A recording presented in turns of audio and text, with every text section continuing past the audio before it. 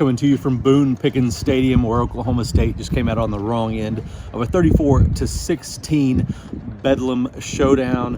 Oklahoma State tried to run the ball, didn't have a whole lot of success. Tried to throw the ball, didn't necessarily have a whole lot of success.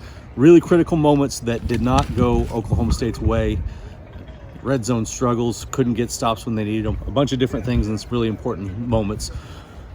It was a tough ball game for Oklahoma State, and then got out of hand at the end. Jacob, the thing that stands out the most, Chuba Hubbard, 104 rushing yards, but really bottled up for much of the night. Yeah, it looked like early he had some lanes, got some shoestring tackles, and everything. They collapsed on him at that point, and the OSU couldn't get the passing game going up to loosen it back up for Chuba. A lot of just 3-4 yard carries for him.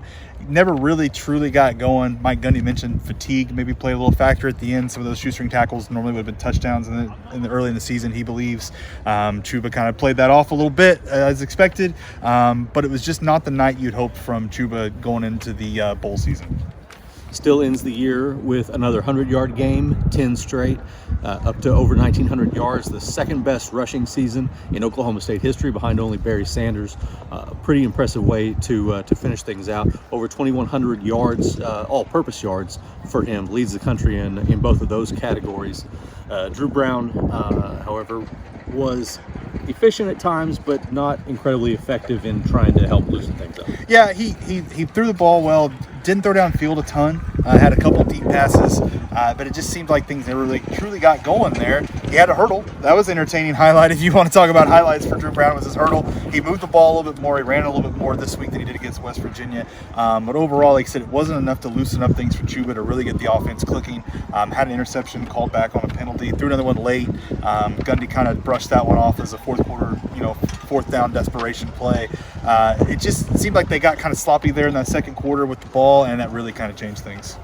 Yeah, absolutely. And the defense seemed like they were being pretty solid against an Oklahoma offense that has a lot of weapons.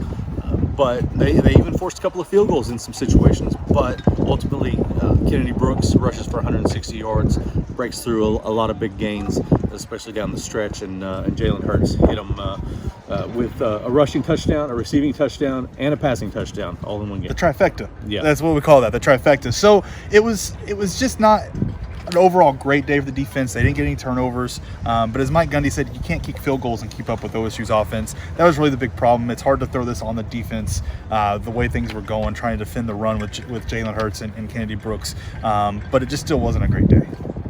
All that is left now is to figure out where this 8-4 Oklahoma State team will go for the postseason. Alamo Bowl, Camping World Bowl, Texas Bowl in Houston, all seem to be possibilities. We'll wait and see what happens, but we'll have all of that news for you on Oklahoman.com and every day in the Oklahoman.